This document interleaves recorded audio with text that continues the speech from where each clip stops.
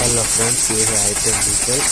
इसका प्रॉब्लम ये है कि बहुत ही लंबे साइज ले रही है और ऑयल बहुत खींच रही है।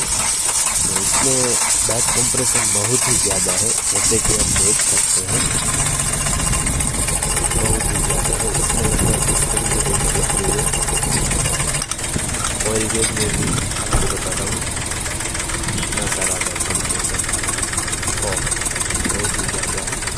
तो इसका हम करने वाले हैं इंजन ऑयल।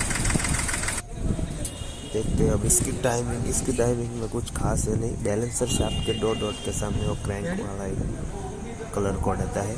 उसके बाद टीडीसी के सामने क्रैंक में एक डॉट आता है, उसके सामने चेन का कलर कोड ले लेना है। वहाँ से जाता है डायरेक्ट डीजल पंप में, वो उसका भी डॉट के सामने कलर कोड आता है। और डीजल पंप में से एक जाता है कैम शाफ्ट में, वो भी कलर कोड और कैम में, दोनों कैम में डॉट के साथ कलर कोड को मैच कर देना। बहुत इजी है। अब हमने सारा सब कुछ सेट कर दिया है। आप देख सकते हैं कार स्टार्ट है और कोई भी बैक कंप्रेशन नहीं है, कोई भी मिसफायर नहीं, बहुत ही स्मूथ चल रही है, बहुत ही बढ़िया साउंड भी है। No back compression. इसमें पिस्टन की रिंगें टूटी हुई थी तीसरे और पहले